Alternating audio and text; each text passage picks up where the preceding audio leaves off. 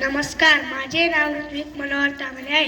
सन्माननीय व्यासपीठ, वंदनीय गुरुजन वर्ग आणि येथे उपस्थित असलेल्या माझ्या रक्तातील चलचलत्या तरुणाईंनो, उतुंग आमुची उत्तर सीमा, आकाश स्पर्धू पाहते, हा अजिंक्य देश आमुचा साऱ्या जगात गरजते. मित्रांनो, आज 26 जानेवारी हा केवळ सुट्टीचा दिवस नाही, तर हा दिवस आहे आपल्या आत्मसन्मानाचा, आपल्या लोकशाहीच्या उत्सवाचा आणि आपल्या संविधानाचा.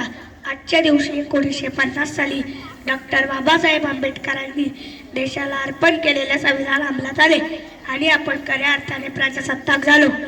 आजच्या या सुवर्णदिनी विचार करा, संविधान म्हणजे केवळ कागदाचा जोडगा नाही, तर ते कोट्यवधी भारतीयांच्या जगण्याचे कवच आहे. संविधानाने आपल्याला केवळ अधिकार दिले नाही, तर माणूस म्हणून जगण्याची प्रतिष्ठा दिली आहे. पण मित्रांनो, आज आपण कुठे आहोत?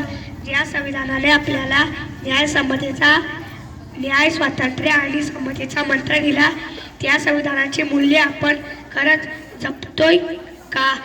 आजची परिस्थिती पाहिली तर मनात अस्वस्थता येते. भ्रष्टाचार, जातीयवाद आणि संकुचित वृत्तीचा आपल्या समाजाला विळखा घालत आहे. तरुणाई सोशल मीडियाच्या मायाजालात अडकली आहे. पण लक्षात ठेवा, जर आपण आज जागृत झालो नाही, तर उद्याचा इतिहास आपल्याला कधीच माफ करणार नाही. लढायची वेळ आली तर रक्ताचा शेवटचा थेंबही सांडू. लढायची वेळ आली तर रक्ताचा शेवटचा थेंबही सांडू. पण या भारत मातेच्या गौरवाला कधीच तडा जाऊ न देऊ. भविष्याचा विचार करताना मला असा भारत दिसतोय जो जगाचा विश्वगुरू असेल. पण हा भारत बनवण्यासाठी आपल्याला केवळ घोषणा देऊन चालणार नाही, आपल्याला चारित्र्यवान, नीतिवान आणि कर्तव्यदक्ष नागरिक बनावे लागेल. येणारा काल हा ज्ञानाचा आहे. जर आपण आपल्या ज्ञानाची तलवार पाजळली तर जगाची कोणतीही शक्ती भारताला रोखू शकणार नाही.